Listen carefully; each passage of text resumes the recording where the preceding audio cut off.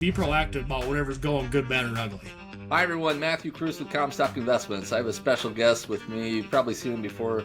EriK Oberbrekling. Am I saying your last name right? I still struggle with it. Oberbroeckling. Say it how you want. The bills will still make it to the mailbox just fine. Telemarketers love it. We're good. I met EriK in all places. I got to go to Brazil to meet EriK, even though he's a farmer in northeast Iowa. And so he came on our Brazil tour a couple years ago. I met at your folks too. They came the year before, and so you've been on our Comstock channel before, so I appreciate you for coming back on again. You bet. Appreciate the invite. I just mostly wanted to get your feedback on crop conditions, I guess, and what you're seeing on your own farm. Maybe remind people of where you're at and what you do, and kind of just give me a general feedback on what you're seeing for crop conditions in your neck of the woods. No, sure thing, Matt. So we're located in northeast Iowa. We're about an hour north of Dubuque, Iowa, or about 2 hours west of Madison, Wisconsin. We're in the rolling hill part of northeast Iowa. We do operate some flatter ground, but the big swath of our operation is in the rolling hills. Shy of 5,000 acres, corn soybean operation, custom feed a few hogs, and we run a trucking business hauling commodities around the upper Midwest and some nationwide freight. Okay. Well, that sounds like a lot to keep you busy. Yeah, I got a thing or two in the plate, but yeah. It's good. It keeps the grass green underneath my feet that way. It's good. Yeah. I know last year you had a very good year. You were the opposite side of Iowa because we were ground zero for all the flooding. And so we had land that got zeroed out, took prevent plant. And you were kind enough to text me and rub it in what some of your yields were. If I remember, the dryland yield was like 270 or 275. We were blessed last year, to put it nicely. We had a couple cornfield, whole farms actually were north of 300, which that's blew my expectations out of the water.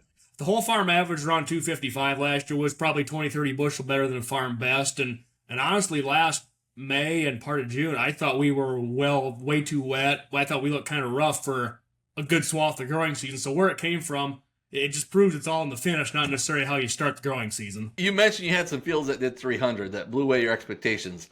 I mean, there must have been something that you did a little bit different. That's what everyone wants to know. What's the key to unlock those 300 bushel yields? Was it just Mother Nature? Wish I could say there was. We did do some fall poultry litter on a couple of those fields the fall before. So manure always is a better source fertilizer than commercial fertilizer. It's hard to beat manure.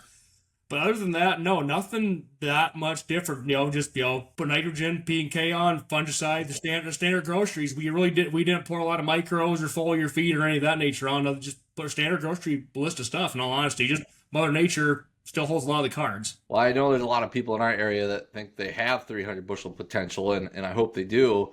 It seems hard to believe, but I think the best that we've ever done is like 260 or 265. So we'll see. How does this season compare to last season? Because obviously we're in the season now where you can go out in the fields and check yields, and there's this big expectation that there's a huge crop, bigger than last year. And so since you had a good crop last year, I mean, how does it compare to this year? As much as it pains me to say this, I think we look better this year than we did last year. I don't mean it. Things look, we hit the ground running this year. We planted a little later up here in this part of the state.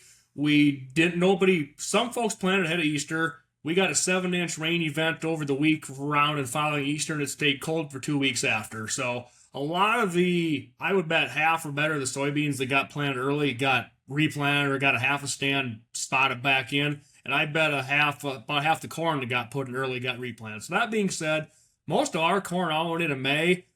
Real fortunate, stands were good. We planted the whole crop in 10 days. We never had a rain for 10 days after we planted. Everything came up even good without getting up, an inch pounding rain on it. So everything hit the ground running. Our corn crop and beans for that matter really have not had a bad day all year, to be honest with you. It's been, if there's an ideal growing season, this is the one. So 270 last year, so you're on your way to 300 I would overall. like to think so, but I don't want to get my hopes up either. I don't want to get the I heard it was maybe too wet in some parts of northeast Iowa. Is that not the case? If you get down along that Highway 20 corridor, it's about an hour south of me, there's some areas down there riding the struggle bus a little bit from too much moisture. Man, they're, level flat. If it's not pattern tile, it has a hard time getting water away. We're fortunate up here. We can funnel the water off via just natural drainage because we're rolling.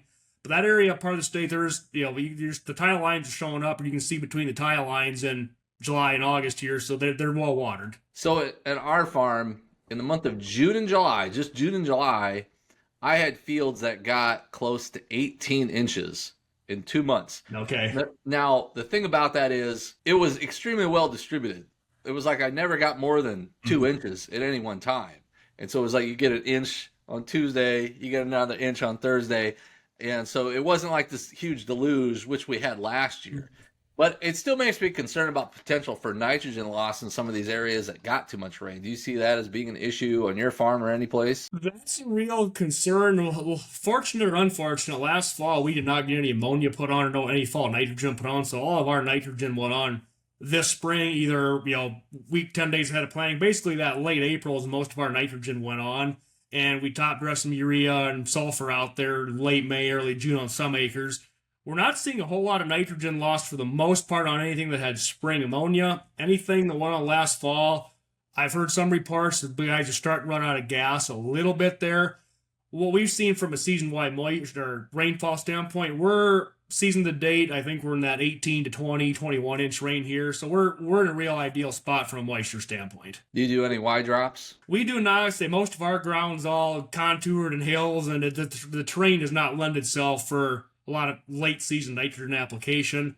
For us, if we're going to do anything once the crop is up, it pretty much revolves around your top dressing urea or AMS with a spinner spreader on a high clearance machine, just to mitigate, try to not run crop over and make a mess out of the field with a pull type applicator. When I look at some videos and comments on social media and stuff, there's always people that say, you can't just, I know it looks great from the road, but you got to get out and look at it. It's a different story. The crop isn't there. There's disease issue and pressure coming on. Is that something that you're seeing at all when you go out and look at the fields, or it looks pretty solid when you walk through it? Again, from the drive-by, we look good. Walking out in it, we're still spraying fungicide up here yet, so we're a little bit probably behind the rest of Iowa. I always tell folks we're almost more like a Wisconsin-type weather pattern than we are Iowa, and it's part of the state I live in.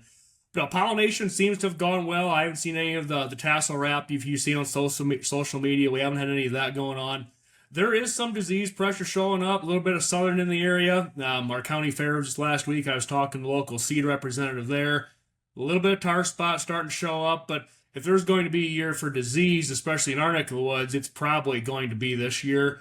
We wake up every morning, there's either heavy fog, heavy dew, you go out and try and mow lawn at noon, the grass is still wet yet, so we're a lot of moisture in the soil, in the atmosphere. So there will have some disease. I have no doubt that we'll see something if you haven't seen it yet. Well, maybe switch gears here, and you're kind of interesting because I know a lot of farm operations these days become more common for them to have kind of an off-farm job. Now you're maybe not off-farm, but you've kind of created your own business venture. Do you maybe want to share a little bit about that and how that's kind of been incorporated in your operation? You bet. So I've always kind of had the entrepreneurial bug. So about in 2013 or so, we started a trucking business. Farms naturally need trucks to haul grain around, so we started a trucking business. We do some over-the-road hauling of dairy products. We pull some dry vans around the country, and also run some pull out of hoppers, feed ingredients, anything you put in the hopper as long as it comes in and goes out.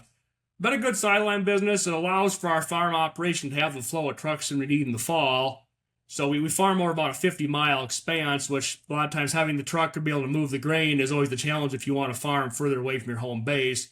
Having that sideline business has really allowed us to have not only the trucks, but also the personnel around, so we need extra seasonal help. We've already got the folks on staff. We don't have to go try and find a whole bunch of part-time help for spring, especially in the fall season. Is there any advice you might give to someone else? Because it looks like we're entering into a bear market here and a bottom cycle that people might need that extra income. If anyone's looking at trying to maybe start some sort of side gig, side hustle, in their ag space, any recommendations you could give them? Say try and do something that complements what you've already got going. There's a lot of things you can run and try and do. Just don't find something that's a distraction to your main enterprise. You don't want to shortchange, especially in times of low profits or low commodity prices, low margin. You don't want to shortchange what you already got going on and go try and run off and find the newest and latest and greatest. But if you can find something that already uses the equipment you already have or complements or flows around your workflow, that's one way to go. One other business we've got going on, an employee of ours actually runs a drone application business. And again,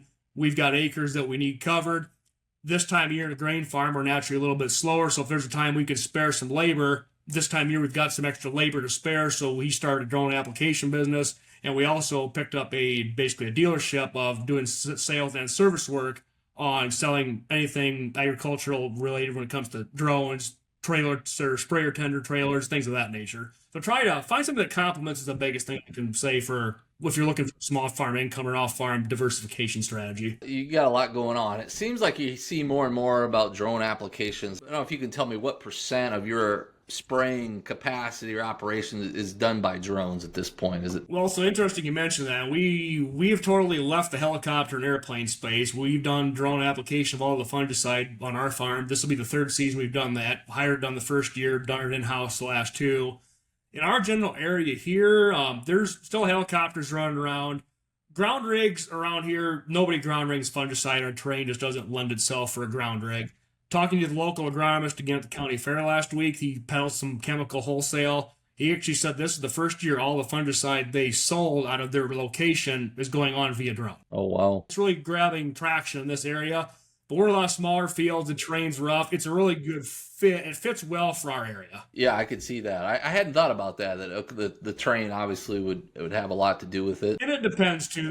We've got some flat, wide open fields. With 2 drones, I think the best day our crew had, they waxed off 860 acres in 12 hours. So you can still, if you got good, wide, flat, good open going, you can still motor the acres off with drones. So it's not necessarily, it's not as fast as a plane, but you can keep up with a grounder if you've got the right terrain. It's something that you've incorporated on 100% of your acres then. Yes, all of our fungicide is going on by drone, and the fellow that works for us, he's probably, with our acres and the customer, he's probably going to cover 10 to 12,000 acres of fungicide with the drones this year. Oh, wow. Are you just doing one fungicide application, or are you doing multiple? We're just doing one for now. We're taking a wait-and-see approach. We should have the initial round wrapped up here by the end of the week of the 4th of August here. If we got to come back in 10 days or 2 weeks and make a second pass, we have the ability to do that.